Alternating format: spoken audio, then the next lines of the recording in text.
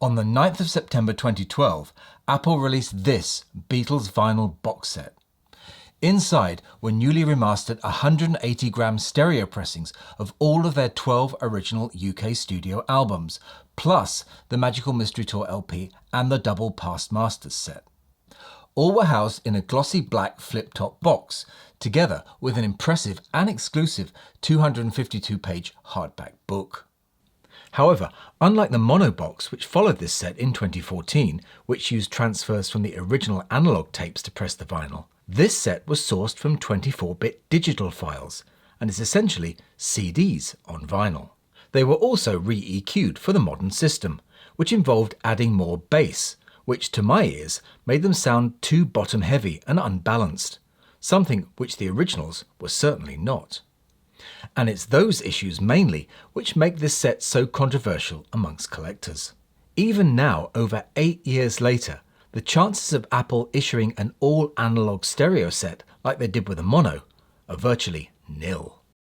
So I thought I'd make my own. In this video, I'll be putting together a full set of stereo pressings, which I think not only sound better than the 2012 pressings, but are easy to find, a great value, and won't break the bank. So before we begin, let me just put these somewhere safe.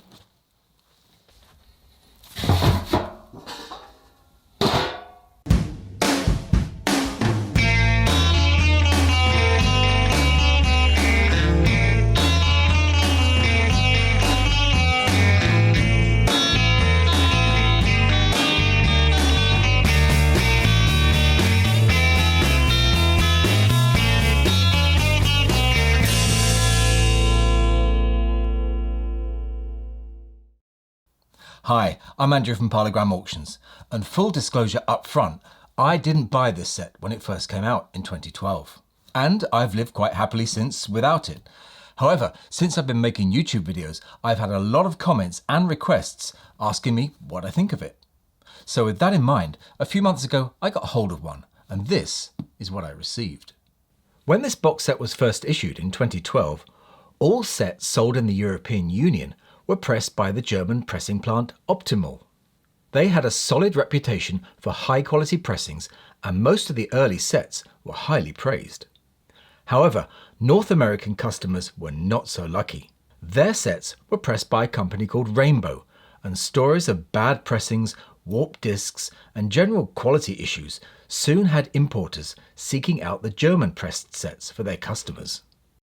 But what about this set? Well, it's a bit of a Frankenstein monster, to be honest. This Please Please Me is a German pressing. With the Beatles, German pressing. A Hard Day's Night, German pressing. Beatles For Sale, German pressing again. German pressing, Help as well. Rubber Soul is an American pressing, as is Revolver. Sgt. Pepper is the remix and an American pressing. Magical Mystery Tour, this is Canadian. This White Album is German. Yellow Submarine is German too. Abbey Road is Canadian. Let It Be is American. And Past Masters is a German pressing. All pressings weighed in correctly at around 180 grams, but 2 of the US discs were warped and 2 from Canada had scratches on. There's a difference in the quality of the covers too. The German ones are much thicker and have a squarer profile when compared to the North American ones. The final insult in this set was that instead of the regular Sgt. Pepper's LP, they had substituted a US copy of the remix.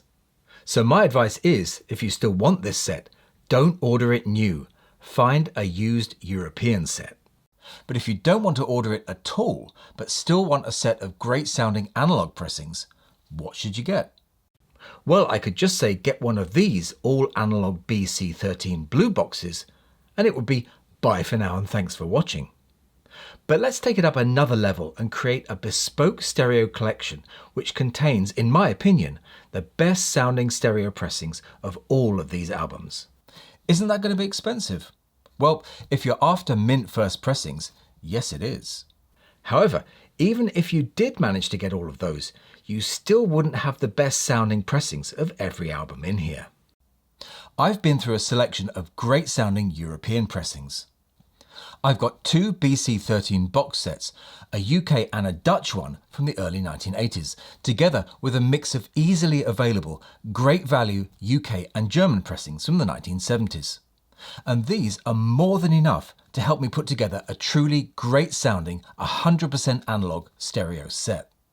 So as this is my box and not Apple's, I'm not going to start with Please Please Me, but with the Beatles' Polydor recordings.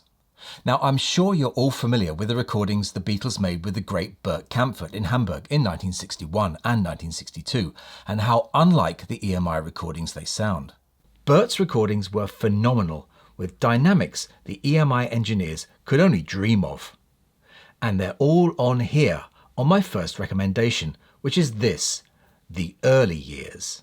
This album dates from 1973, on Polydor's budget Contour label, the earliest copies of which had red lettering around the rim, which was then changed to blue to match the rest of the label on later pressings, but both sound fabulous. Confusingly, the cover bears those dreaded words, mono recordings electronically reprocessed to give a stereo effect.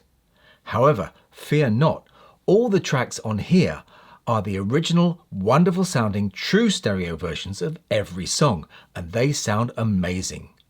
This album was repackaged later with the same track list and Tony Sheridan pen sleeve notes in 1976, in this rather garish looking cover by the even lower budget label Pickwick. It was dirt cheap back then, and it's still dirt cheap today. You can pick this up for a $5 or $5 even, and is, I think, the best way to start off any serious Beatles box set. Listening to the fantastic sound quality on this album leaves you wondering how incredible the Beatles' catalogue would have sounded if all of their albums had been recorded like this. Now let's get on to the EMI albums, starting off of course with Please Please Me. Released in the UK in March 1963, this album was recorded and engineered like any other EMI pop record at the time. The mono edition sounds very typical, loud, brash and exciting. The stereo mix, on the other hand, with its instruments in one channel and vocals in the other, is, although enjoyed by many, not to everyone's taste. It was never a huge seller in stereo, and the initial -1-1 stereo cutting survived all the way into the early 1970s, and that, in all honesty, would be quite at home in this box. But for me, the best sounding pressing of this album is this 1973 German pressing. Please Please Me originally appeared in Germany like this in February 1964 on the Hör zu label. Hör zu, which translates as listen, was Germany's leading TV listings magazine. In conjunction with German Electrola, the equivalent to HMV in the UK, they released a selection of mostly German Schlager easy listening samplers in the early to mid 1960s, with the occasional nod to the biggest pop bands of the day, of which this is clearly one. Their lack of connection with the pop world is borne out in the album's title, which translates roughly as the top dance tunes from the world-famous Four from Liverpool.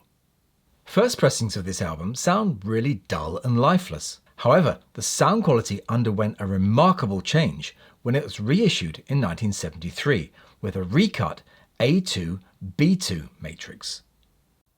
The sound on this pressing is super clean and clear, and unlike the UK pressing, sounds totally uncompressed. It really breathes and is a wonderful listening experience.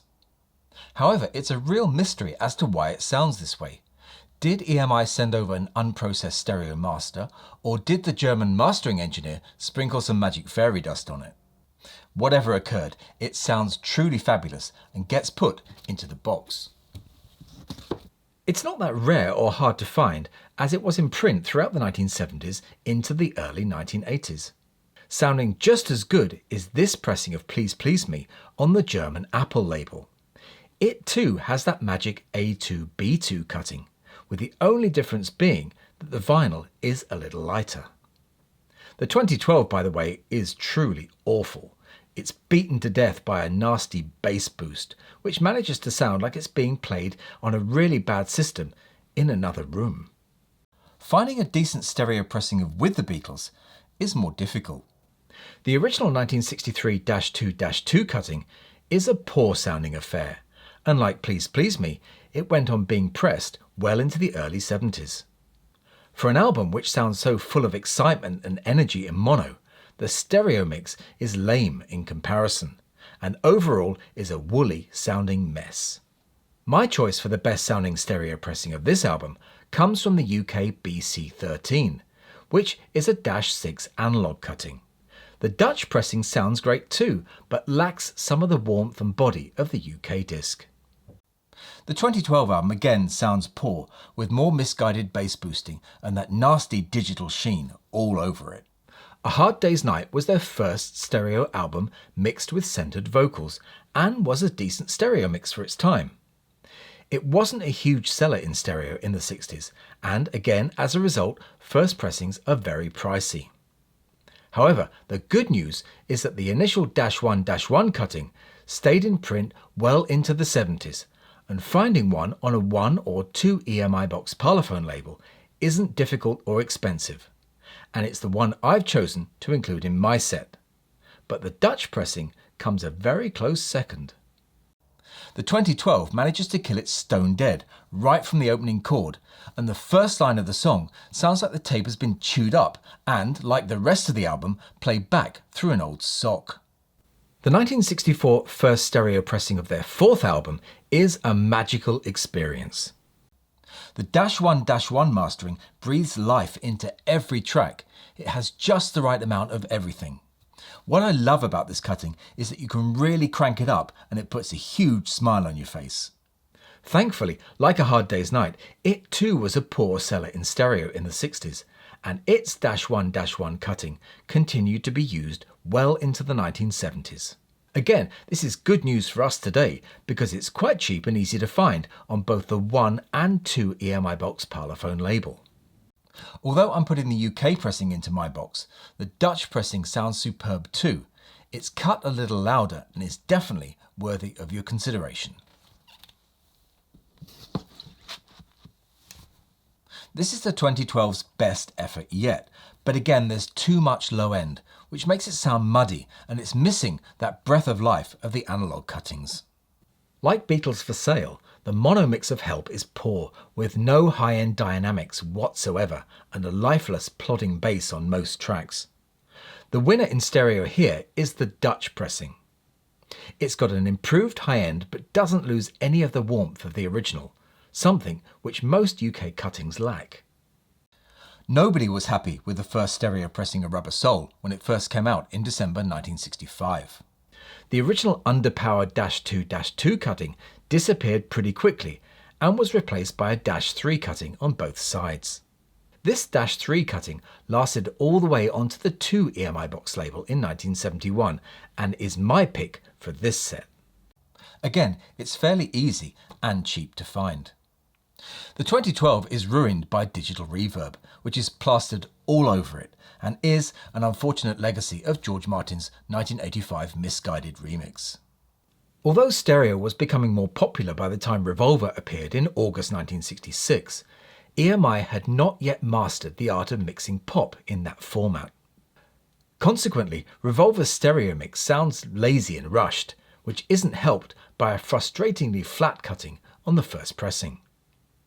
Its low volume increases the noise floor of the vinyl, and finding a clean sounding copy is a real needle in a haystack. For my box, I've gone for the first solid state cutting, which is a mid-70s -2-2 cut. This pushes the vocals up front a bit more and reveals little details missing on the -1 without losing any of its warmth. The 2012, well, it's a bloated mess and miles away from this. A collection of Beatles oldies from December 1966 was a fitting epitaph to their touring days. It rightly contained all of their hit singles to date, plus Yesterday and the then unreleased Bad Boy. Many of these tracks were mixed for the first time in stereo here, and although not a great sounding album, it's preferable overall to the mono version. The choice you have to make at this point is, do you want quality or quantity? If it's quantity you're after, you should go with a past Masters album. If it's a question of originality, then a collection of oldies wins. Plus, I think the cover is better. Whilst the original stereo mix of Sgt. Pepper is flawed, it's a great sounding cutting in its initial -1 guise. That cut existed well into 1971, although some 2 EMI box pressings mixed it with a recut -2 on side 2. Now, I've listened to a lot of pressings to get this one right, and the winner for me is this late 1970s German pressing on Apple. The bass on here really hits the spot with just the right amount of high-end clarity too. As you know, my set didn't have a copy of the 2012 pressing in it, so I had to buy this one separately. Listening to it, I'm not sure why I bothered. The bass boost is all wrong, and this copy was warped. The remix is an interesting exercise, and I gave it a go because it was here. But although it brought the album alive for some, it's not going in my box. Magical Mystery Tour is a no-brainer. Despite being in true stereo, the album in this set can't hold a candle to this German Apple pressing with the A1B3 matrix. However, take care because there are 3 distinctive pressings of this album. The first German pressing from September 1971 had an A1B1 matrix and, like the US original, had reprocessed stereo tracks on side 2. The next pressing has A1B3 matrices, with everything in true stereo. This pressing had the same catalogue number, SHZE327, with Herzu on the cover and label. The next pressing appeared with the EEC coded catalogue number and replaced the cover's Herzu symbol with an apple.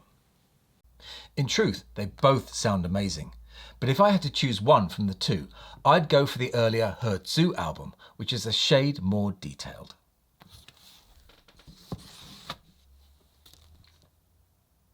There's a lot to process on the White Album, and finding the best sounding pressing was a real challenge.